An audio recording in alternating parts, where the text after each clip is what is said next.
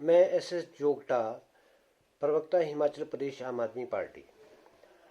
मैं प्रदेश के माननीय मुख्यमंत्री ठाकुर जयराम जी से प्रश्न करना चाहूँगा कि पिछले कल पदर के अंदर जिला मंडी में हिमाचल दिवस बड़ी धूमधाम से मनाया गया और जिसकी हम बधाई भी दे चुके हैं प्रदेशवासियों को। और आज मैं प्रदेश के कर्मचारियों, मजदूरों, पेंशनरों, जैसे ओपीएस है को एनपीएस को ओपीएस में कन्वर्ट करने की बात थी और आउटसोर्स को लेकर के बात थी, उसकी स्थायी नीति के तहत उनको रेगुलर करना था। और ठेकेदारी प्रथा के तहत जितने भी और कई तरह की कैटेगरीज को भर्ती किया गया है, जो कि एक बिल्कुल आई वॉश है और कर्मचारियों का उत्पीड़न हो रहा है। और उसी तरह से जितने नौकरी सेवा काल के दौरान जितने भी कर्मचारियों की मृत्यु हुई है, उनकी आश्रितों का जो पेंडिंग केसेस पड़े हैं प्रदेश सचिवालय के अंदर लगभग 4500 के करीब करीब, उनको भी बिना किसी कंडीशन के नौकरी में उनको एम्प्लॉयमेंट मिलनी चाहिए थी।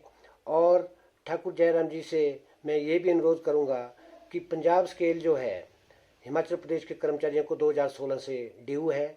मैं तो ये कहना चाहूँगा कि भी अगर पंजाब सरकार जो है 2050 तक स्केल नहीं देगी तो क्या हिमाचल सरकार भी ऐसा ही करेगी, जो कि एक बड़ी शोचनीय बात है।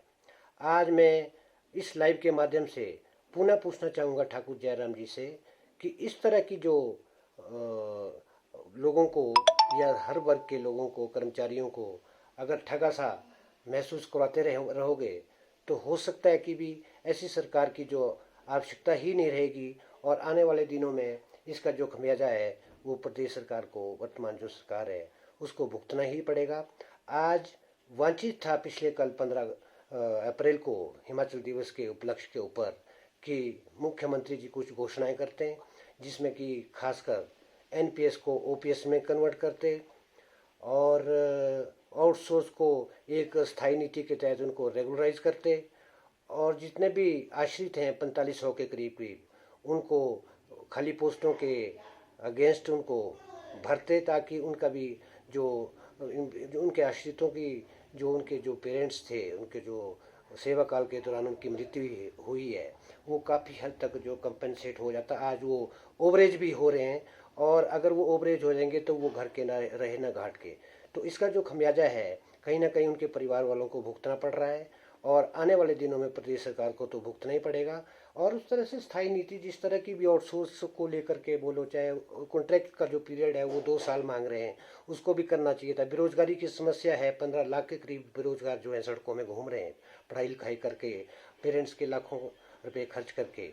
तो उन सारी बातों को ध्यान में रखते हुए जिस तरह से किसान हैं, आज तक मैं ये भी कहना चाहूँगा कि जितने भी किसान हैं जो आजकल बॉर्डर पे स्ट्राइक पे हैं, और उनमें से कुछ एक लोग तो 300 से भी ज़्यादा लोग जो है उनकी मृत्यु हो चुकी है, किसी ने आत्महत्या कर दी है।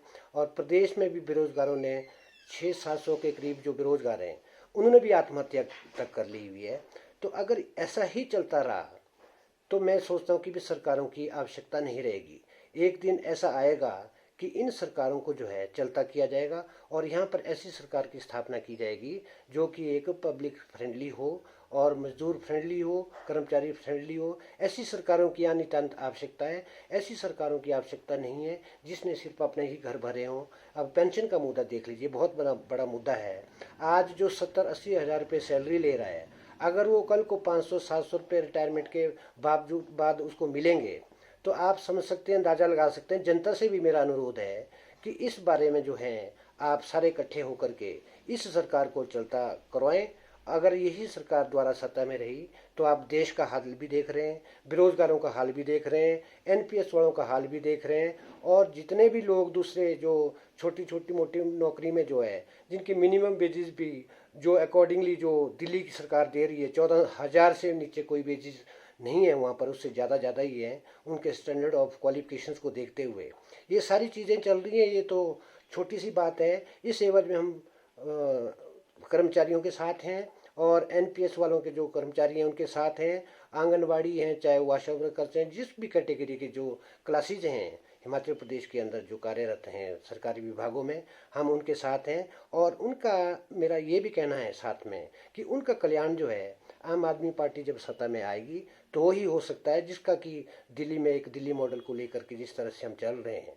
और ओपीएस का जहाँ तक सवाल है, दिल्ली के मुख्यमंत्री केजरीवाल जी ने ओपीएस की एक भारी भरकम रैली में ये अनाउंस किया था कि और स्पेशल सेशन विधानसभा का बुला करके वहाँ पर एक रेजोल्यूशन पास करके भारत सरकार को भेजा है, क्योंकि दिल्ली एक इंडिपेंडेंट स्टेट नहीं है।